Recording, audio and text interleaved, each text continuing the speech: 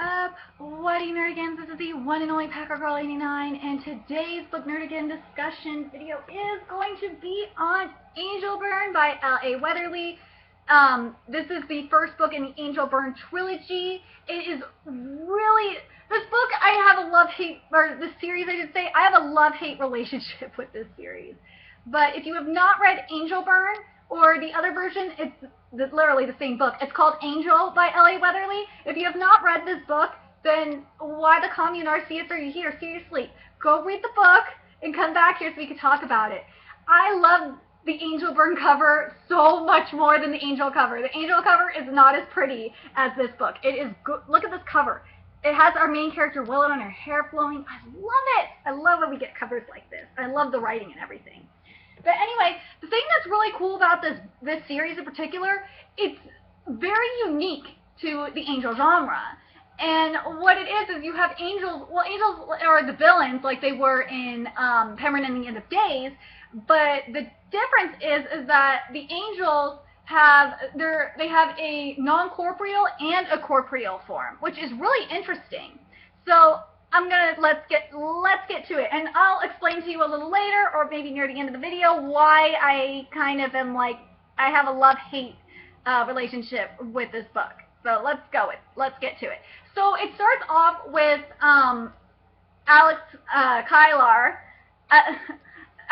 getting a message from the CIA, because that's who he supposedly works for, to kill angels, to go to there's an enemy sighted in Aspen. So he goes to Aspen, and of course the angel, I thought it was funny that they picked these names, T. Goodman, and he only appeared in his human form. And what angels feed off of human life energy, or human energy I should say, when they show their true nature. And what Alex has to do, and what humans have to do to see the angel, unless they're feeding from you, you'll see the angel. Is that you have to move your chakra points up until it's at your crown chakra, so you could see the angel. And then to kill it, you have to shoot with a gun, or hit it somehow, or hit the halo with a bullet or with a knife or something to destroy it, and it will, the angel will burst into a million fragments of light. So Willow is so then we get to Willow. So we get 4 different points of view in this book, which I like. I like when we get multiple different points of view in books, because we get to see every angle of the story. But at the same time, it's kind of annoying to me because you know what's coming. But especially in the next book, that's where it got really annoying to me. But at the same time, I love having all points of view and seeing how it's planned and all that shit. I love it. But then we get to our main character, our other main character, Willow, or main heroine, I should say. And she is a psychic, and as you know, angels are psychic. And what she says is about her psychic readings, I mean, not everything I see comes true, but most things seem to. And to be honest, the stuff that doesn't usually is an alternative path. It's like, you know, you have choices in your life. And sometimes I can see several choices unfolding and what might happen with each one. But they're not all going to happen because you'll only choose one of them. And it kind of reminds me of the parallel universe or the multiverse theory. That's what it reminds me of, if you think about it. And then she says, the truth is that I get flashes or feelings sometimes, but I don't tend to get anything too specific unless I have some sort of connection, like holding someone's hand. Plus, I have to have the mental space to relax and clear my head. If I'm upset or excited, then I don't usually get much. And anyway, it's not the kind of thing that you could go around doing all the time, at least without not going seriously insane. And then we get back to Alex, and he made his first solo kill in Albuquerque when he was 12. And also, he describes when an angel feeds, the creature buries its hands in its victim's energy field and drains it. And thanks to Angel Burn, hence the title of the book, and I think it's called, that's what the series is called, is Angel Burn. And thanks to Angel Burn, the victim remembers the angel as good and kind, just as Alex's mother had been before she was killed. And Angel Burn can lead to schizophrenia, cancer, multiple sclerosis, AIDS, Parkinson's disease and several other diseases. And during Willow's psychic reading on Beth Hartley, who's a really popular girl at school, and I want to say Willow is really cool because she's kind of like a misfit because she wears vintage clothes, and she from thrift shops, and I'll do that sometimes too. And she and she knows how to fix cars and motorcycles, which is pretty bomb. And Beth asked Willow to give her a psychic reading. So during the psychic reading on Beth Hartley, she discovered that Beth saw an angel and is thinking of dropping out of school to join the Church of Angels. And the Church of Angels was this massive church that has sprung up out of nowhere in the last couple of years, more like a cult, really. And this is from Willow's point of view, by the way. I was always seeing their commercials on TV. Lots of blissed out looking people going on about how the angels were pure love and had helped them with practically every problem known to humankind. And Beth's paths are not looking good. So one is that she majors in politics and is depressed, always wondering if she made the right choice by avoiding the angels. The other is she is sick and ultimately dies living amongst the angels, but she's happy. And that makes you wonder, what would you want? Would you want to be sick and happy, or be healthy and depressed? Like, for me, I would rather be healthy, and depressed, to be quite honest, more than happy and blissed out, because being happy and blissed out, you can do that by getting high off a pot, to be quite honest. So and Beth's angel, Pashar, who is real, I love what she does, and I will I'll definitely mention it in Angel Fever, is how Pashar's vision is important throughout the entire series. It's fantastic. So Beth's angel comes to try and get a reading and grabs Willow's hand, and Willow's mom is a catatonic schizophrenia. And the Church of Angels in Schenectady, which is practically a whole town with apartment buildings next to the cathedral and even a small shopping center. There are over 5,000 residential members, and you know, it just reminds me of a cult. This is what a real cult is. But like, this is like a cult on steroids, I should say, or a cult on glory would be the better term. For centuries, angels like Raziel and Layla, and then we get to Raziel's point of view. I gotta say this right now, and I will say this again. I love Raziel's point of view. Raziel's point of view is by far my favorite point of view to read. I always was like, as soon as his portion was over, I was like, where's the next Raziel chapter? Where's the next Raziel chapter? Because I love Raziel's chapters, because he is such a troll. It's unbelievable. He's like, I want to say he is kind of like, yeah, he's more on the level of Bach Troll, and we'll get to that a little later. Let's get back. For centuries, angels like Raziel and Layla had passed between the two worlds, gorging themselves on human life force, a pastime seen as revolting based by the majority of angel kind, who prefer to stay home and feed more sedately from their ether of their world. But then the crisis had come, and everything had changed. The angels' world was now dying, taking its life-sustaining ether with it. When the Sephiric Council's plan to save them all was unveiled 2 years ago, there had been an appalled outcry, but no one could think of any alternative. The angels' resources were dwindling fast, and they needed to feed on energy to survive. And while the ether in the human world wasn't sustainable to sustain them, the energy from the humans themselves was. And I'm actually curious if energy from animals would be sustaining as well, because you would think that from apes, because, you know, humans are closely related to apes and chimps and shit like that, if their energy would sustain them. I'm curious on that. And L.A. Weatherly, if you can answer that for me, and you're watching this video, please, I would love to know. And I want to know what your Nerdigan theory is on that too, by the way. Let's see. Raziel and Layla had both volunteered to be included in the first experimental wave of angels who would move to the human world permanently. And for the majority of the first wave angels, though, the move had been solely matter of necessity. And although most had found it repellent at first, feeding on humans on such a grand scale seemed entirely safe so far. No, they're getting mental illnesses. So apparently people like me, because I do have mental illnesses, maybe I just have angel burn. Only months after the experimental first wave arrived, the Church of Angels had sprung spontaneously, founded by the humans as angel fever gripped the nation. And I see why you did that for the title of the third book, LA. That was smart. Let's see.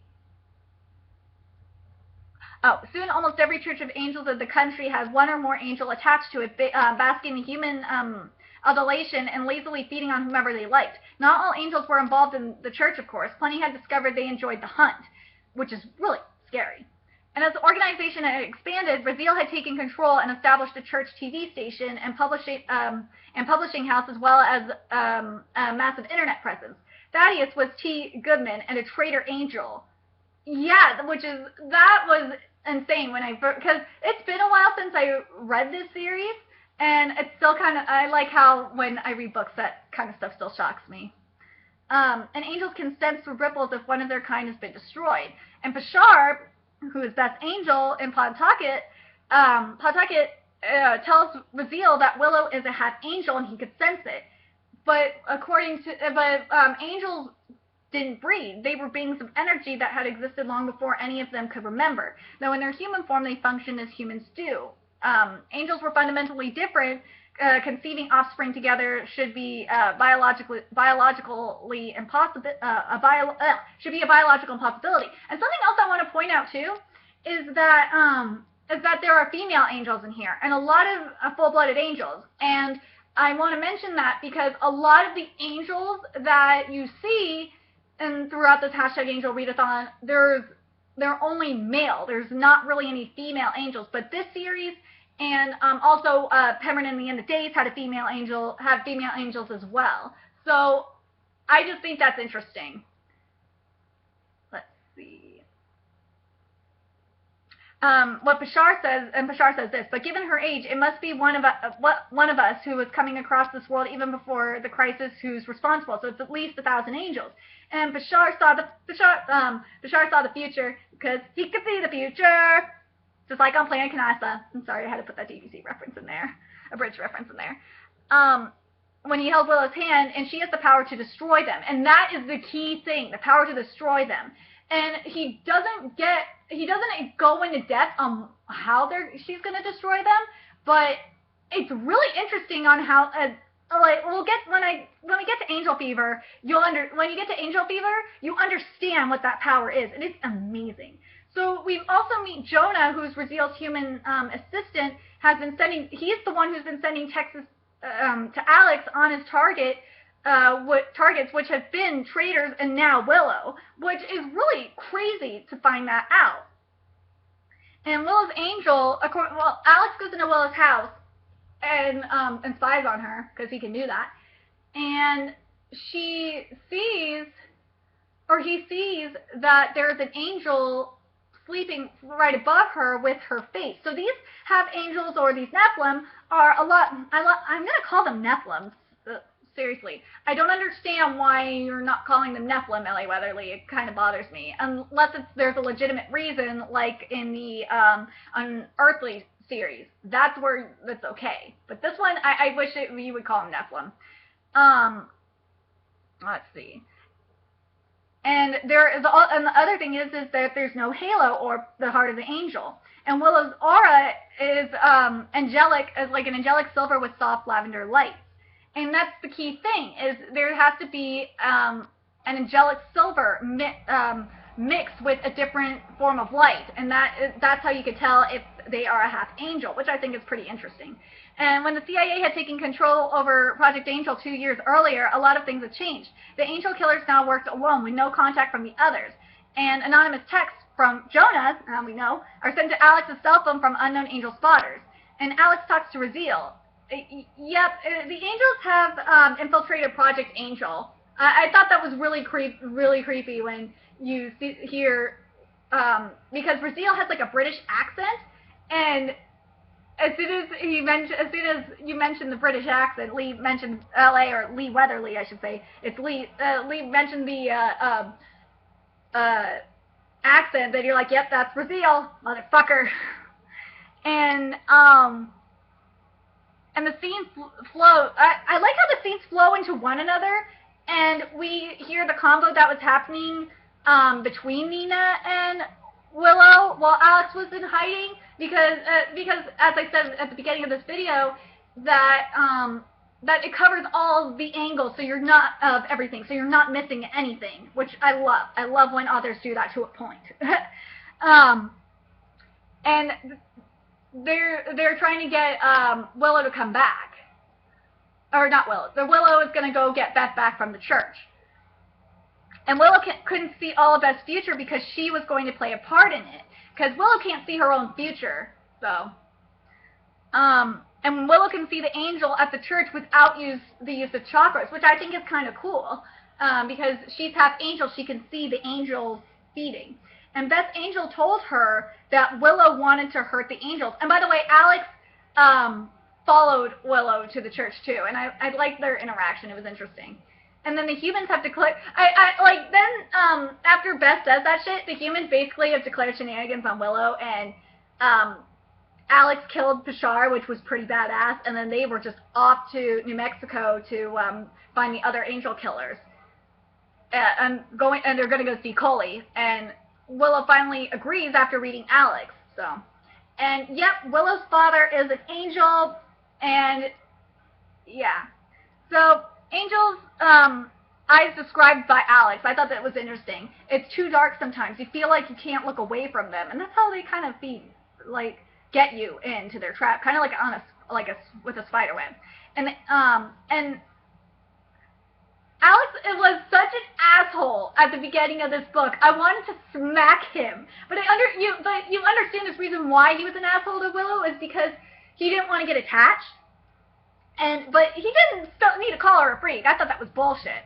So Alex's father was killed by an angel on a hunt in Northern California, and the angel took his life energy, which resulted in a heart attack. And Alex's bro, died 5 months later, and we'll see that.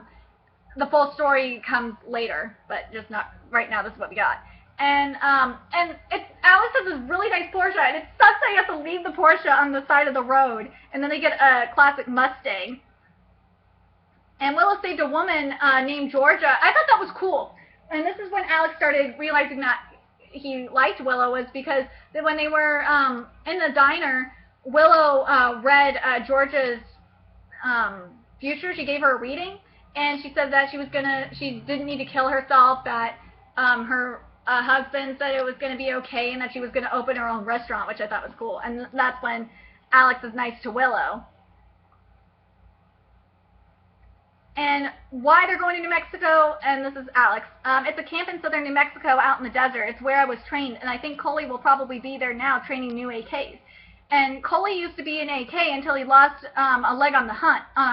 And he knows more about all this stuff than anyone alive. And then on the invasion, they've always been here, but then almost 2 years ago, their numbers just exploded. We don't know why. We know why. And if something happened in their own world or what.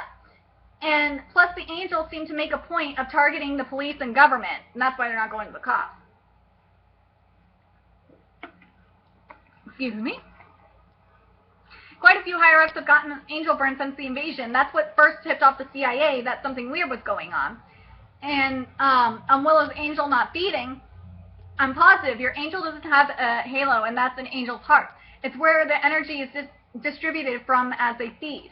Plus, your aura doesn't show any signs of feeding, and angel's aura always does.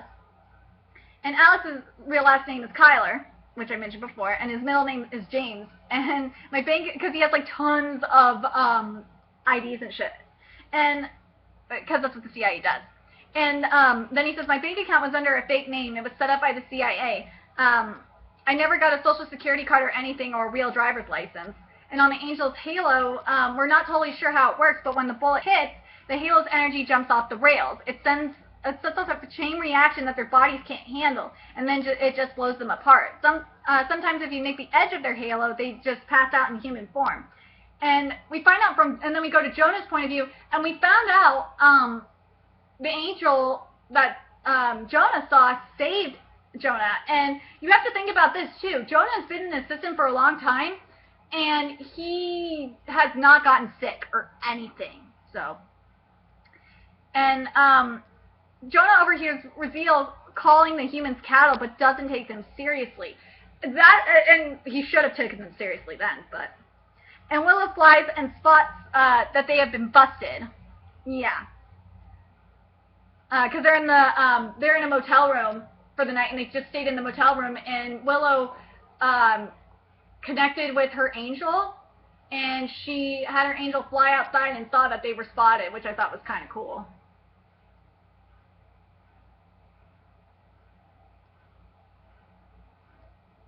And, sorry, let's see. Oh, freaking A. And Jonah notices the most popular facility is the doctor's office, and that not a single member was healthy, which should have been the first sign to know that there was problems. And according to Alex, females tend to pick up the chakra work better than men. Yep, we women rule. The camp is a ghost town, so it's time to go to they're thinking they might go to Albuquerque, but Alex gives Willow a tour, and he mentions that his father thought the angel using his own energy, but the angel stripped his mother of his life force. And Alex's dad worked for the CIA, and that's how Project Angel got started. And, it turns out Coley is living in Alex's father's old place, and something fishy is going on, and he's texting his mama. When last time Alex checked, Coley never kept in touch with family, and Coley's mama was dead. And it turns out Coley texted the angels, and that Alex and Willow were there, and he would hold them, and he was converting AKs. And so, yeah, Coley got angel burn, so he's converting AKs to the Church of Angels. And Willow and Coley got shot because Coley had the gun on Willow, and Alex had the gun on Coley, and yeah. And Willow was hit in the shoulder, I believe, but yeah. So they were attacked by 5 angels, and Willow's angel saves Alex, which represents her love for him. And so they're going to the mountains, and I thought it was sweet that Alex bought a necklace with a crystal teardrop pendant, as well as sports goods prior to heading to the cabin that Jake and Alex sort of built in Cully's truck and by foot in the Sierra Nevada. And the crystal, it reminded him of Willow. The crystal was the way her angel had looked as she hovered in the sky above him. And then we get to the kiss. And I was like, oh, yes, you know me. You book nerdigans know me. I love mentioning love scenes and shit. It's only the first book, and we have a kiss saying, call me Alex, you aren't an idiot. And, he at least admitted he was being an idiot, and he wanted to kiss Willow since the moment he saw her, and that he never hated her. And also he said that he loves her, and I was like, oh, so sweet. And I definitely wouldn't mind cuddling, kissing, and waking up to a topless Alex and kissing him some more. And then there's the I love yous and kisses, and I think that's sweet, but at the same time, I think it was a little too much for me, to be honest. I mean, I gotta say this right now. At that point when they were in the cabin and they were, kissing and hugging and all that shit, it started feeling like more of a contemporary novel, and and for those nerdigans who know me, I don't like reading contemporary that much. I'll read contemporary to a point, but, I don't want it mixed with my fantasy. And so Jonah meets with Sophie Kinney and Nate Anderson, and they confirm the department has been hijacked, and they're from the CIA, Project Angel. And Nate, on the angel that Jonah saw, she was different. She was basically different. She was on our side. Not all angels believe they have the right to destroy humanity. A few of us are trying to stop it. She didn't feed from you. She was doing something called marshalling, which is extremely important to remember, is marshalling. Placing a small amount of psychic resistance in your aura to make you unpalatable to other angels.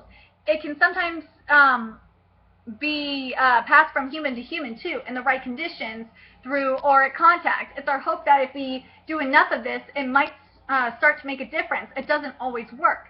And what Sophie says on Angel Burn is, apart from physical damage, it pretty much fries the human brain. You get sort of obsessed with them. Everything is praised to be angels. And then we get to cuddling Alex. Willow gets in touch with her inner angel and realizes that there was a whole other part of herself. And see, it's okay not to hate yourself, Willow. It's not. And plus, Alex loves you, Angel, at all, which I think is sweet. And and so back in Denver, where reveal is, basically, 60,000 people will be at the Denver church when the second wave arrives, and they're arriving a little early. And because Willow bonded with her angel, she can be her angel and a human at once, which is pretty cool. So she gets to fly. Because when she unleashed her angel the first time, she was separate from her angel. There we go. And Alex, she saw Alex's life force, which is a rich, vibrant blue with flashes of gold. And Willow got caught now, and it's time to leave for Mexico at dawn to find new AKs to train. Because the thing is when she's in touch with her angel half, and she can fly and shit, and she's flying and shit, that the other angel can sense her energy. So Willow and Alex, the agents Kinney and Anderson, basically Sophie and Nate, came, and thanks to Willow's angel and the agents opening up mentally to her, they are who they say. And the last of Project Angel, and Willow on Nate's feeding, he feeds off people who already have angel burn, and he hates doing it, but he says it's the only way he can survive and to try and stop what's happening. And apparently Alex is a legend amongst the department because he's killed 200 angels, which is pretty awesome. So it was Sophie and Nate's connections with the church of angels that were following them, including them, which was pretty crazy. So Project Angel has been infiltrated for about 4 months, and some of the angel agents in the field had already died or been subject to angel burn by that point. The rest were dispatched by angels or are now missing, presumed dead. And yep, Alex, you have been used by the angels to kill traitors that were marshalling the past 4 months, which is really sad, because from what Nate said about marshalling, it would have definitely made a huge difference. And Nate on, let's see. Here we go. This is what Sophie says. The angel spotters were aware of this information for the past year, which is how long Nate's been with us. And none of the hits authorized by us since that time were against sympathetic angels, and very few prior to that. There just aren't that many of them. And Nate on the angels, the first wave was primarily to see if it could be done. Could angels survive this in this way? And the answer seems to be yes. Most angels have taken to feeding humans with alacrity, enjoyment even. So it's been deemed a success. And the news came through roughly about 6 weeks ago. The second wave has now been authorized, and when it occurs, it will roughly double the number of angels currently here. They are coming tomorrow, and the arriving angels won't be feeding just yet. This world will totally be new to them. It'll take some time to get settled, get assimilated, then it will start. The angels are going to lower their frequency on the ethereal plane as they fly through the cathedral, and it'll mean that the audience will be able to see them as they arrive, and they're looking forward to the cheers. So that's how the angels reveal themselves, if they want to reveal themselves to humans without feeding them, is lowering their frequency on the ethereal plane. And if the second wave happens, society as we currently know it will be gone in 10 years. And what Nate says, as long as humans have children, angels will have fresh energy sources. I believe there are plans afoot to begin encouraging larger families among followers. And what the plan is, there's a thin wall. Let's call it an energy that separates our two worlds. And this wall is really, really important. It definitely comes back in, I believe it's in Angel Fever it comes back. Yeah, Angel Fever it comes back. Let's see. Let's call it a wall of energy that separates our two worlds. When it was only a small number of angels coming across on their own, the wall remained fairly stable. Its energy was briefly disturbed by those passing, but it could restore itself. However, an exodus of this scale is very different. A special opening, a gate, has to be generated so that hundreds of thousands of angels can pass through the wall in a short time without destroying it altogether. The wall will be extremely unstable for the first 20 minutes, for about 20 minutes or so. For the 20 minutes or so that it will take them all to fly through. It's a very delicate operation, and what we think is if the wall is disrupted just as the gate is starting to open, it'll set off a chain reaction that will make it unstable. Effectively, it will slam shut for good, keeping the remaining angels in our world away from this one, in our own world away from this one. And Nate, Nate gives her a small stone that looks like molten lead gleaming with silvery light, and this isn't a piece of Angelica, it's from my own world. It has several unique properties on the ethereal plane. It has sort of a consciousness. It communicate with its physical its physical form will emit short, rapid bursts of energy at a very high frequency, more than enough to disrupt the wall when it's in such a vulnerable state. And Willow is the only one that can communicate / activate the Angelica and place it in the gate so the gate can be destroyed. But Willow could die in the process. And what Nate says is angels are creatures of energy. We all come from the same source, so we're individuals, but we're also linked. Whenever an angel dies, we all feel it. If the gate is closed and the wall disrupted, then those left in our own world would perish soon. With casualties on such a massive scale, it's only a matter of time before the angels here would perish as well. We couldn't survive for long with so many of us gone. And Alex, seriously, Alex was being such an ass. He did not want Willow to go, and he just told her to leave, and then as soon as they left, he completely regretted it and started heading to Denver.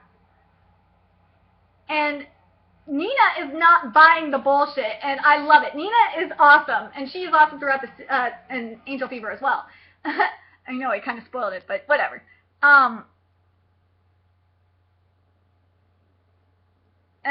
Jonah is the contact, and is going to report Willow as dead. And this way, the angels won't scan for her, and she will represent Wisconsin. And all the acolytes, one from each state, will be wearing a silvery blue robe with a hood. Yep, this is a cult here, people. This is a fucking cult. And so Alex makes it, and he's so close in the truck, but in the Rockies, Alex's truck gets a flat, but gets a lift to a restaurant and gets help to change the tire and back on the road with 3 hours to spare. And I love that it comes in full circle, because the book started in Colorado. And, well, traffic stopped, and so it's time to run to the church. And thank Kami for the couple of motorcycles on the side of the road. And Alex bought a Honda motorcycle for $1,000, and Jonah fucking came through. I was so happy Jonah came through. But there's one other problem. And Sophie, of course, went to the safe house. And fucking Beth is there. Beth is there. And it's like, oh shit, Beth is there. She's gonna fuck everything up. And she does. And Raziel is Willow's father. And Willow got busted because she looked at Raziel and Beth recognized her.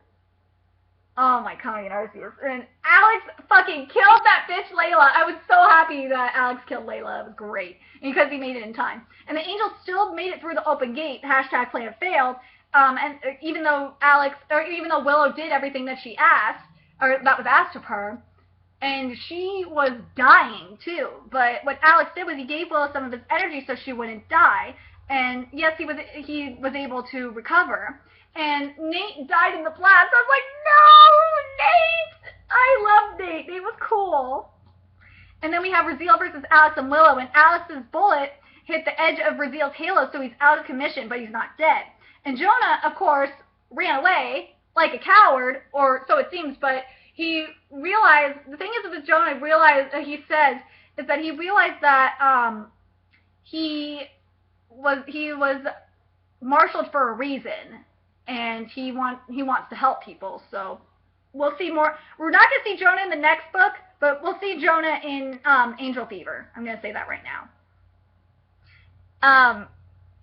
And the angels still I mentioned that already. And Alex and Willow get away and cuddle in a motel, and then we find out how Jake died, and which was because Alex didn't scan the area, and the angel they were hunting down had a friend, which fucked everything up, and that's how Jake died. And this book ends with Alex and Willow deciding to go to Mexico and to recruit and train AKs. And that's how it ends. And I want to mention this. To a point, I like the lovey-dovey shit, but there was a little too much in it, or it was borderline too much. It was enough, but it was borderline too much lovey-dovey shit.